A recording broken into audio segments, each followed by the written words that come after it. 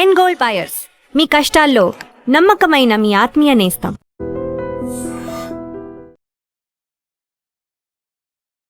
నమస్తే. Tamil Nadu CM Joseph Vijay నిన్న Trichy east నియోజకవర్గంలో ఒక బహిరంగ సభలో మాట్లాడారు. ఆయన ముఖ్యమంత్రి అయిన తర్వాత మొదటిసారిగా తిరుచి ఈస్ట్ నియోజకవర్గానికి వచ్చారు. ఒక పార్టీ సభను నిర్వహించడం సీఎం అయిన తర్వాత ఇదే ఫస్ట్ టైం అనమాట. యాక్చువల్గా ఆయన 2 చోట్ల పోటీ చేశారు, 2 చోట్ల గెలిచారు. ఒకటి తిరుచి ఈస్టు, రెండోది పెరంబూర్ నియోజకవర్గం. అయితే 2 చోట్ల ఎమ్మెల్యేగా గెలిచారు కాబట్టి ఒకదాన్ని వదులుకోవాల్సినటువంటి పరిస్థితి ఉంది కాబట్టి తిరుచి ఈస్ట్ నియోజకవర్గాన్ని ఆయన వదిలేసుకున్నారు. అక్కడ రాజీనామా చేశారు ఆ స్థానానికి. ఎందుకంటే ఆ స్థానానికి రాజీనామా చేసిన తర్వాత, ఎందుకంటే ఆ నియోజకవర్గ ప్రజలు కూడా గెలిపించారు కాబట్టి వాళ్ళకి కృతజ్ఞతలు తెలియజేసుకోవటానికి ఆయన తిరుచి ఈస్ట్ నియోజకవర్గంలో ఒక భారీ ర్యాలీ తీశారు. ఆ బహిరంగ సభలో ఆయన మాట్లాడినటువంటి పరిస్థితి ఉంది. ఆయన చెప్పాడు చాలా క్లియర్గా, ఈ స్థానం నాకు ఇక్కడ ఈ నియోజకవర్గ ప్రజలు నాకు బ్రహ్మరథం పెట్టారు. తమ వాడిగా, తమ అన్నగా, తమ తమ్ముడిగా, తన కుటుంబ సభ్యుడిగా భావించి ప్రతి ఒక్కరు కూడా నాకు ఓటు వేసి గెలిపించిన ప్రతి ఒక్కరు కూడా నేను కృతజ్ఞతలు తెలియజేసుకున్నా. మీ అందరూ మెచ్చే నాయకుడినే ఇక్కడ మళ్ళీ పోటీకి నిలబెడతాను. ఇక్కడ ఈ స్థానంలో మళ్ళీ మనమే గెలవబోతున్నాం అని చెప్పి చాలా స్పష్టంగా అక్కడ ఉన్నటువంటి ప్రజలందరికీ ధన్యవాదాలు తెలుపుతూ ఆయన మాట్లాడినట్టు పరుస్తుంది.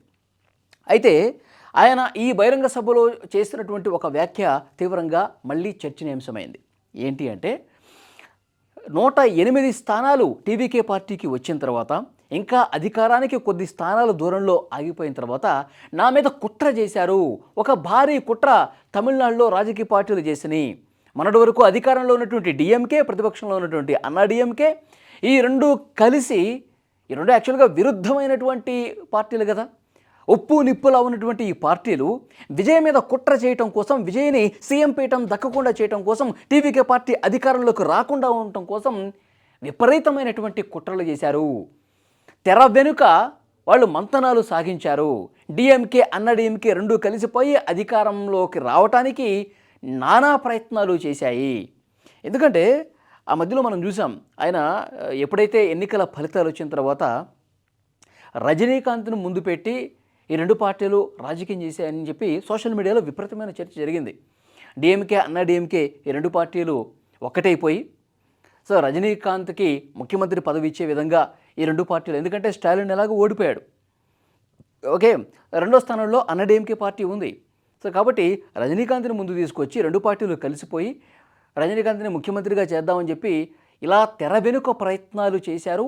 విజయ్ని ముఖ్యమంత్రి కాకుండా అడ్డుకోవటానికి ఈ ఈక్వేషన్ని తెర ముందుకు తీసుకొచ్చాయి ఈ రెండు పార్టీలని సోషల్ మీడియాలో పెద్ద ఎత్తున చర్చ జరిగింది. తర్వాత అది ఎక్కడా కూడా అమలు కాలేదు. వెంటనే కొన్ని పార్టీలు మద్దతు తెలిపాయి. వీసీకే లాంటి పార్టీ కావచ్చు, కాంగ్రెస్ పార్టీ కావచ్చు, వామపక్షాలు కావచ్చు, ఇవన్నీ కూడా మద్దతు తెలిపి విజయ్ ముఖ్యమంత్రి అయిపోయారు. మనం చూస్తున్నాం ఇప్పుడు విజయ్ తన పరిపాలన ఏ విధంగా చేస్తూ ఉన్నాడు, ఎలాంటి బలమైన ముద్ర తమిళ రాజకీయాల్లో వేస్తూ ఉన్నాడు కూడా మనకి క్లియర్గా అర్థమైపోతుంది. అయితే ఆయన ఈ సందర్భంగా డిఎంకే, అన్నాడీఎంకే రెండు పార్టీలు ఎంత కుటిలమైనటువంటి నీతిని ప్రదర్శించాయి. అధికారం కోసం ఏ గడ్డి కరవటానికైనా ఈ రెండు పార్టీలు సిద్ధంగా ఉన్నాయి. ఒక కొత్త వ్యక్తిని ప్రజలు ఆదరిస్తే, అద్భుతమైనటువంటి విజయం కట్టబడితే దానికి కళ్ళు కుట్టి ఈ రెండు పార్టీలు తమ అధికార దాహం తీర్చుకోవడానికి ఎంతకైనా తెగబడతాయంటానికి వీళ్ళు చేసినటువంటి అదే నిదర్శనం అని చెప్పి ఆయన మాట్లాడినటువంటి పరిస్థితి. ఇంకొక విషయం చెప్పారు.